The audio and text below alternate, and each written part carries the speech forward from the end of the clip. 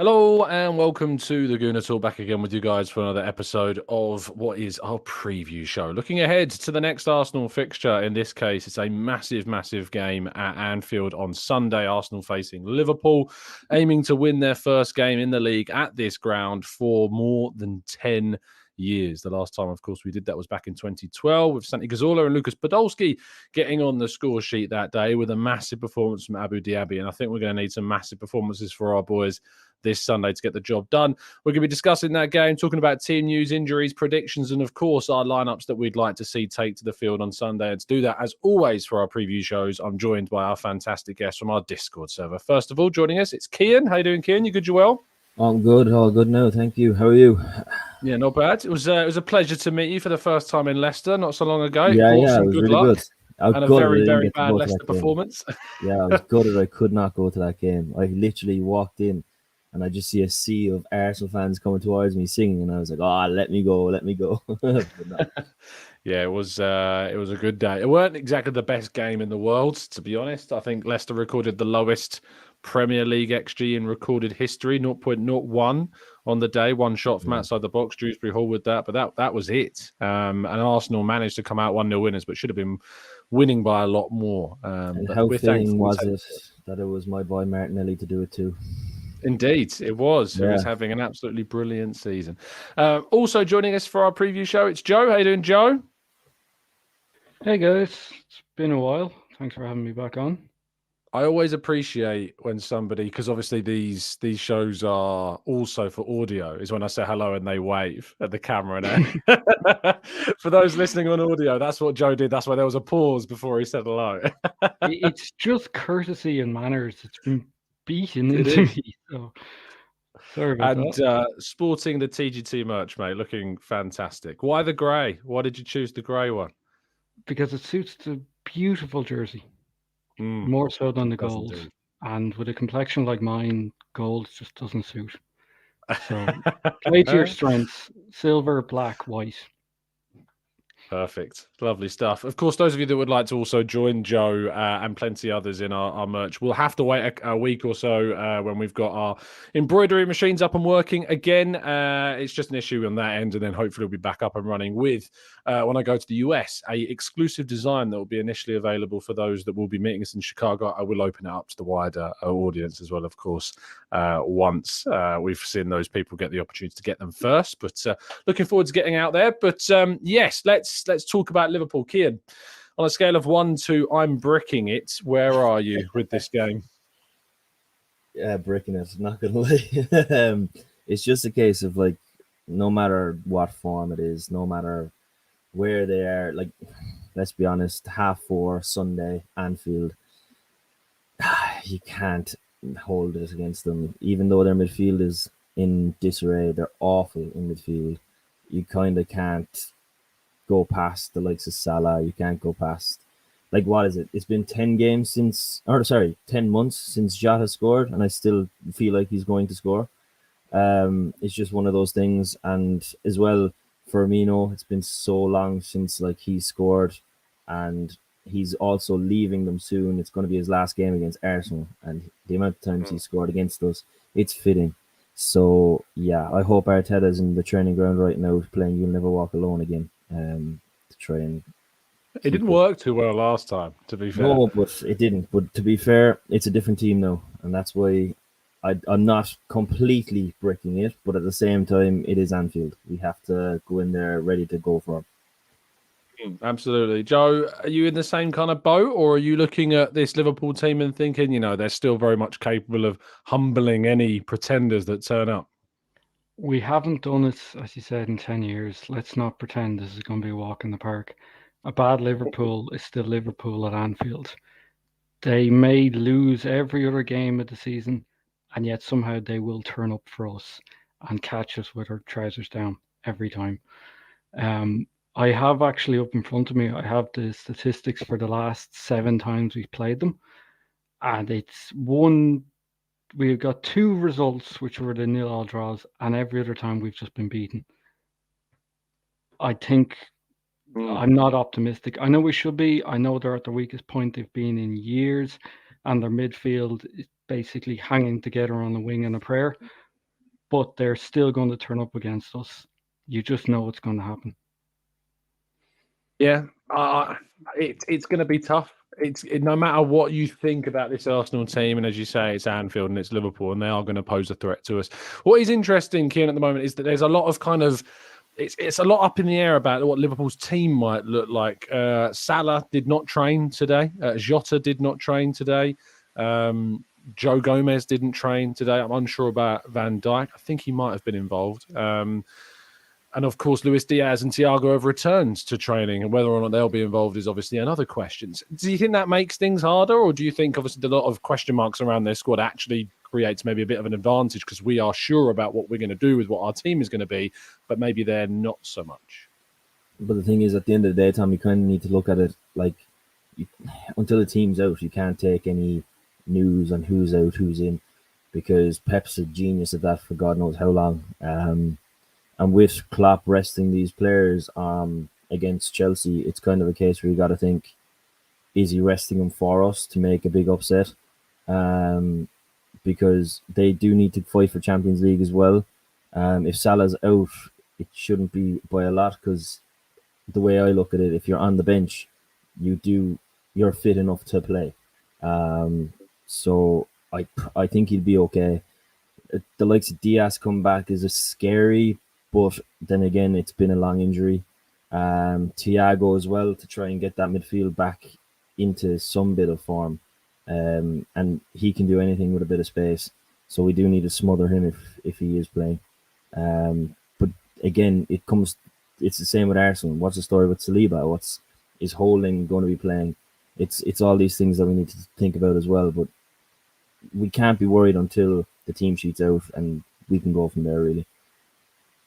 Yeah, I think that the way in which we approach this game, Joe, is going to be different to the home game, because in that game, Tomiyasu was available to us, and we used him in that left-back role to really nullify the effects of Salah and Nunez, because Liverpool came with a front four, which was a bit of a strange proposition for us. And obviously it earned them a couple of goals from open play, of course, and we had to really kind of use the opportunities given to us on the day to come back at them. Do you think that with Zinchenko, as we would assume him to be in the team, and I know that all three of us, spoiler alert, have put him in our team over Kieran Tierney, or some suggested, maybe we should go with Tierney because he offers a bit more defensive security. How do you think having Zinchenko might change things for us on a defensive side of things compared to the first game? I think we're going to, as silly as it sounds, we are going to have a lot more control at the back with regards to how we push forward. So Ramsdale out to Zinchenko, and then we will go much more on the attack. You asked how are we going to look for more defensively. I spent all day working out how would we possibly get a back five for this one game with Tierney, and then obviously with Tomiyasu being out. It couldn't work, so we all went for the same ones. I think because Zinchenko pushes so much into the midfield, which causes Gabriel to have to move out further to cover from, I think we are going to be a little more open than we're used to. I said they are at home. You've both alluded to the fact that Thiago's back, Jota's back. We don't know the story about Salah. They're not going to want to lose at home, especially at Anfield. So I'm hoping Zinchenko has a more reserved game than he normally would. I love his control in the middle of the field. I love how he pushes forward on those darting, quiet little runs that no one seems to pick him up on.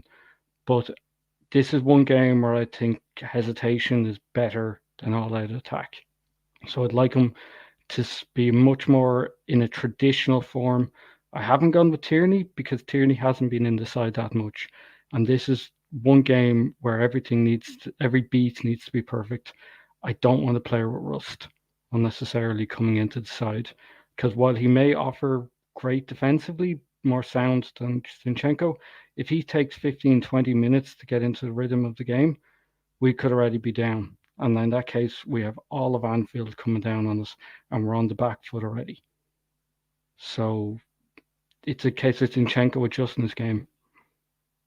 That stadium's been so damaging for us, hasn't it? You know, Anfield, we think about last season, Arteta and Klopp going at it. And after that moment, it felt like we crumbled. After they had that little spat on the side of the field, it was like we lost our composure and, you know, we were making mistakes. That game against Liverpool, we lost that game because of individual errors. And Kian, there's an argument that you look back to the City game. We lost the City game this season because of individual errors. In the most high-pressure moment of our season, Gabriel made a mistake, Tomiyasu made a mistake, and we find ourselves losing. Do you feel as though that's still potentially, obviously it sounds like an obvious question, is it still potentially there? Yes, and errors. But you feeling as though the likelihood of those errors remain as high as they were as we saw in the City game, or do you think maybe we've learned from that? The thing is, it's easy to say it's still there, but because they're still young. But at the end of the day, it's a different Arsenal. Like so many times we've said, "Oh, we've got Mustafi or we've got David Luiz," and it's always happened. Whereas now, I don't know what it is. It's something to do with this year, be it the leadership, everyone's being a leader, like Zinchenko, Odegaard, Xhaka. They're all there, pushing, and they do know what it's like to win now. Obviously, they haven't been in the situation where they're going for a title, but they've won, or we've only lost 3 games max. So yeah, that's kind of a thing. They're used to winning now. Again, Anfield's a different beast. But the mistakes that Tomiyasu made, as Arteta said, he's never ever played that pass in his life. So some stuff is going to happen. There is a mistake in Gabriel, even though he is one of the best centre backs in the league this season. There is always going to be something there, but we just need to see if our attackers are going to bail him out if it does happen. Holding as well, like Saliba's had the season of his life as well. Well, he was Young Player of the Year last year in France, but it's a different league completely. But you got to think, like, they're still young. It's Anfield. We can't predict it. We can't predict it at all. It's got to be a case of let's hope for the best. I answered. I think the positive thing is Mikel Arteta had 1 week to prepare and seen how Man United lost that game. Do you think, Joe, that there is this element of, with the fact that Chelsea and Liverpool played Tuesday, how much of an effect do you think that has on this? I mean, Tuesday to Sunday is still a relatively sizable gap of days. It's, you know, it's not like a Thursday, Sunday situation. How much do you think it will play a part? It's 5 days and they're professional athletes to train every day. I think it's been made a much greater idea than it actually is. It really is 1 more day or 2 more days going to make a significant difference, especially when we all watched the Chelsea game. That was a mediocre strength Liverpool team against it. It was a dreadful game, and if anyone had to pay for that, get a refund because it was awful. But I don't think the break is going to make a massive amount of difference. And as Keane alluded to, what's beaten us at Liverpool and at Anfield the last couple of years is both mistakes on our point and just bad chance and luck. You can't mitigate for a bad bounce of the ball. You can't mitigate for the ref having a howler or deciding to leave his glasses at home. Klopp saying something to Arteta taking something the wrong way, the fans or the crowd getting into it. This is a game where we're going to have to just stay full-blown concentration the whole 90 minutes because tiny little errors are going to be pounced upon. And Liverpool may not be that good on Sunday, but they will take full advantage of any scraps we give them. So we have to try and just full 100% effort and preparation for this one game. I know they're not the team they were, but as you've said all week and as others have said, one bad result here could really knock us for the rest of the season. Like a loss doesn't kill us mathematically, but it could ruin our preparation, especially down with City around the corner. So yeah. This is a trap game, I think, as Elliot was banging on about on the Arsenal Vision for a couple of days. This is more so. Yeah, it does feel like a bit of a trap game. It's amazing how nervous we can be about a team 29 points below us in the table. and that comes down to Liverpool's home records. They've only lost, I think, 3 games at home this season, which obviously you look at Liverpool and go, wow, 3 games is actually quite a lot for them. But, even in the context of this season that they're having, 3 games is not a lot for this season's Liverpool. So the main thing for them has been losing games away from home. So we look at the opportunity. The plus side is our away record is very good. And, I think we've only lost 1 away game all season, and that was the Manchester United game. And we've been very good. 9 of our 12 clean sheets have come away from home as well. So that is a really strong foundation to build from. And if we've gone off things like records, we managed to beat the Tottenham away record this season. The Brighton away record, our record there's not been good. The Palace away record's not been good, and yet we're winning those games. This has been a season in which Arsenal have been able to overcome the omens of bad and past seasons. So hopefully this is going to be another one. Let's go to the lineups then. Kian, we'll start with you. Talk us through your 11 and explain your reasons why and your star player. Yeah, just one thing there I saw in the comments, KW3 Stone. It's just, I'm not dissing Gabriel. If anyone saw me in the Discord, he's actually one of my favorite players, so it's not me dissing him. I just think there is a mistake in him. But when it comes to my team here, I just, as I say so many times when I'm on this, if it's not broke, don't fix it. Like, we've 7 games on the trot, so why would we change it? Obviously, I changed Saliba for Holding in the sense because of his back injury. But when it comes to Saliba being fit, I still wouldn't risk it for a Liverpool game in Anfield. Holding's played the last 2 games. He's match fit, so keep him there. Xhaka and Partey and Odegaard, they're up there with the best midfield in the league at the moment. And coming across the likes of Harvey Elliott, Fabinho, and if it's Thiago or Henderson, I'd fancy us to control that midfield. But the only thing is, again, as I said, if it was 12:30 on a Saturday, I'd say yes, we have the game won. But because it's 4:30 on a Sunday, that's where they beat Man United 7-0. So we can't really look too much into it. The reason for my player of the match, or star of the match, Odegaard, I think with the type of game that it is, we need a captain's performance. And when it comes to the likes of getting in behind, the likes of Van Dijk, Konate, as well as Trent and Robertson are going to push forward, we do need those balls through to Martinelli, Saka, Jesus to link the play. And I think he's going to be a vital player in this game anyway, as well as the whole back line to try and keep the guys quiet when it does go in behind, because we will have most of the ball possession, I think. Odegaard, star player. Why do you think he's going to shine in this one? Because there is a reputation. Some would suggest that he can go missing in big games. Yeah, he can go missing, but at the same time, like, this is a new Arsenal. This is an Odegaard that is being believed in. And fair enough, you say that he goes missing in, say, the Europa League I'm saying games. some people suggest. I'm not saying that. Yeah. No, I get that. I guess some people are saying that, but people say that, and Bruno Fernandes is still one of their favorite players. Let's be honest. That guy is captain of Man United, throwing his toys out of the pram. And Odegaard's completely different. He's a type of player that he might not get an assist in a big game, but he links play to then go for somebody else to get an assist. And I think, for me personally, he is player of the season in the Premier League this season so far. And I do think that he is the perfect captain for Arsenal. And I think that with it going to Anfield, Liverpool wanted him. It's written in the stars for him to be man of the match for this game, I think. It would be some Schadenfreude to enjoy, I'm sure. Joe, you've gone with the same 11, different star player. Yes, people, I know it's an old photo, but it's a great photo, and that's why I've used it. Talk us through it, mate. Why wouldn't you go for Rob Holding in a match like this? Cast your minds back to the League Cup first leg semi-final when Granit got sent off. Who came on and kept us in that game? I know the League Cup doesn't make a whole lot of difference, but who kept us in that entire game when we were 10 against 11 at Liverpool?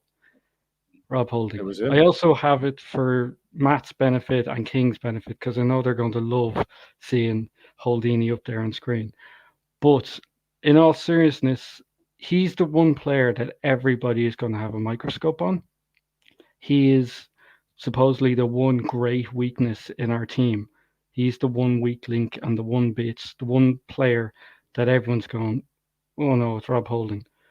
So for him to have a star player, he arguably has to have more weight and put in a stronger performance than anybody else. Because unless he is in the man of the match for this game, everyone's just going to go, oh, it's only Holding. Like he's going to get slaughtered unless he has a great performance. But in the same token, he can also save the game for us like he has done before. And someone asked me a very simple question a few days ago because I was thinking about would you rather have, as Keane said, risk Saliba or not risk Saliba? If you risk Saliba in this game and we get through the game, grand. That's 3 points against Anfield. And against Liverpool, that's and Anfield that way. But what happens then if he's injured or if it recurs or flares up? Then you lose him for the next 7 or 8 games. Is it worth it then? You have to have Holding and everyone else will be pulling their hair out. Or have Holding for this game. He puts in a strong performance. We get out with a draw, or it's a bit shaky, but we get out with a win even. And then you have Saliba back in for the rest of the other 7 or 8 games, the other, whatever it is, 27, 30 points that are up for grabs. So that's a very long-winded way of saying why Holding is my star man. I hope that he has the performance of his life. We know he's got it in him. As you've mentioned, he's had that performance at Anfield. He's had 2 FA Cup final bossing victories. He's there, and if he can just put in the job, which is to not make a mistake, that's all I want from Rob on Sunday. Just don't make a mistake. And if you do that, I'll be very happy with his performance overall.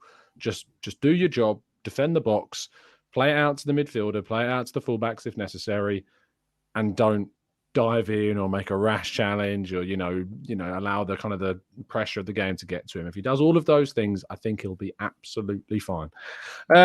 I've gone for Gabriel Martinelli as my star man, which you'll know will improve Keane and I.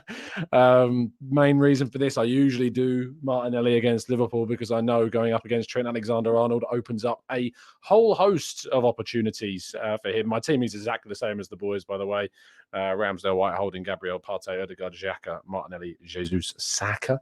But yeah, I think Martinelli's got a great chance of coming in for this game and doing well. He likes the game against Liverpool. And Jesus, obviously did play in that game earlier on in the season and I believe won the penalty, did he not, that we eventually scored from through Saka. Thiago had that little clip. Of all the decisions we've had go our way or against us this season, that was probably the most fortuitous that we've had. But we'll see if there's any big decisions made at the weekend. Saka coming into things. The big question mark is obviously Trossard. Reason I'm not going for Trossard is because I think you can't drop Jesus after he scores 2 goals. It would be mad, in my view, to do that. And the only other player I think you take out for him is Martinelli. And I just think that Martinelli against Trent is a great scenario to throw him in for. Saka is obviously the starting right winger. I know Trossard's record against Liverpool is good. Scored a hat-trick earlier this season, I think, for Brighton at Anfield. But for me, I just think that him coming off the bench is going to be a great option. But what a great problem to have. The fact that we're having these discussions, especially about our front three, about who starts, is a really, really good place to be as a club. Let's go to predictions then. Chat box, it's time to get your scoreline and scorers in. Kian, we'll start with you. What are you going for? To be honest, Joe, I was in work today and I was like, to be honest, it's one of those games I'd say 3-1 Liverpool because of the way it's been, the way the Anfield is. But I would do nothing more than a 2-0, 3-0 win for Arsenal. Like it's one of those things that I'm praying every day that we beat them. Especially because all my friends and family are Liverpool. It's going to be a tough day for me. But yeah, no, I really think Martinelli will score. I think he, as you said, he will do a lot of things that'll confuse Trent because he always seems to get into his head. And how perfect is it that we now have 65th minute, Martinelli comes off after driving Trent crazy, and on comes Trossard to do the exact same. It'd be brilliant. So yeah, no, you know what? Just for Joe as well, I'm going to do 2-1 Arsenal, Martinelli and Holding. Let's go. Lovely stuff. Joe? I'm going to take the wind out of that completely and go for a 1-1. That's what I want. That's what I wouldn't. That's what I'll Well, we happily want to take. win. But, I want the result. I want a result at Liverpool. We have to finally get a result there. Like small baby steps. Ideally, we win 7-8-0. We do to them what they did to United, and we Yeah. never stop smiling. My neighbours are Liverpool fans, and I just can't wait for this dead silence. But I will take a 1-0. I will take a 1-1. I just want a result.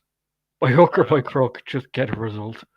It's an interesting one because I know I've said to a lot of people, would you take a draw? I was doing the podcast with Kaya earlier on the Arsenal way, and he said that he would take a draw if I offered it to him now. And I said I wouldn't. I really think we can win this game. I really think we can. And I've predicted 4-1 Arsenal because I'm mental. So, I hope that that's the way forwards. I've got to think of scorers now. Obviously, a Ben White screamer and a Rob Holding one from a corner as well. But outside of that, Gabby Jesus with another, and Saka loves a goal in a big game, loves a goal against Liverpool. So why not get on the score sheet again? But I do agree with Jason. The most important thing, I think, is to not lose the game. Make sure we don't lose. You guys in the chat box, what are you going for? Rancid says 2-1 Arsenal, Martinelli holding screamer. Temmie's going for a 2-2 draw, but I hope we win. John says 4-0 Arsenal. Stephen says 1-0 Arsenal. Stephen Hogger says 2-1 Arsenal. And Nizakit says 2-0 Martinelli and Saka. King's going for a 3-1 Arsenal with Martinelli, Jesus and Trossard with the goals. Alpha's going for a 2-1 Martinelli, Trossard from the bench. Ian's going for a 2-1 Arsenal. Come on, you Gunners. Let's just break this little hoodoo that we've got going on. Hugh Rizier says Arsenal are going to win 3-2. Jesus with 2. Martinelli with the other. US Arsenal fans going for a 4-1 Arsenal win. Zamir says 2-0 Bossard and Ødegaard on the scoreline. KW3 is going for a 2-1 Arsenal. Trossard assist to Ødegaard to win it. Temmie's going for a 2-2. Steve's going for a 2-2 as well. And Chris is going for a 2-1 Arsenal win. I'll see plenty more as well popping up in the chat. Great to see. There's a lot of positivity, which is good. A lot of realistic scorelines, and just like me and Noah, some unrealistic scorelines as well. But we can dream and we can pray that it wills itself into existence. Thank you, everybody that's tuned in to listen. Do drop a like on the video before you leave. It really does mean a lot and helps the channel out loads too. Thank you to my fantastic panel. Please do show them some love in the chat box as well. Kian, thank you for your time out as always. Tell people where they can find you. Cheers, thank you. On Twitter, I'm Reardon at Kean. There's not much you can really see on my Twitter. I just basically take as much abuse towards Liverpool or every other club that I can. Also for Zamir, I do hope that Bellerin is better than Trent Alexander-Arnold, because I still love that boy. But yeah, at the end of the day, let's hope that we can win. That's the main thing. Again, don't lose, and let's hope we get a parade at the end of the season, which would be great to get everyone together all in one pub and celebrate a victory. Indeed. Maybe that would have to be the TGT meetup on the day of the parade. That'd be pretty great. Yeah. Joe, thank you so much for your time. Great to see you again, my friend. It's been a while. Tell people they can find you. Nothing's changed. Still no social media. Not going near it. So if you want me, come find me in the Discord. So much better.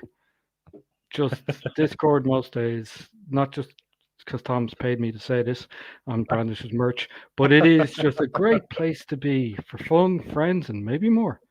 There you go. There you go. Maybe more. I wonder who's managed to get maybe more. I wonder. That would be a wonderful thing. A love story from the TGT Discords. I reckon it's Dan and Ojo, if anything. So I think you're overselling it with love, mate. Thank you so much, guys, for tuning in. Really appreciate your time, as always. Do drop a like, subscribe to the channel if you're new. Thank you for everybody helping us. Very close to 46k now, actually. I think we're on 45,900. So help us on our way to click over the next milestone. We really appreciate it. I'll be back tomorrow morning, of course, for the next 8 a.m. show. So do join us then. And thank you to everybody that's tuned in live that don't usually have the time or the ability because they're sleeping to tune into our 8 a.m. shows. I'm trying to do more shows in the afternoons and evenings so we can get more people listening live. But thank you for tuning in. I'll speak to you soon. And as always, up the Arsenal.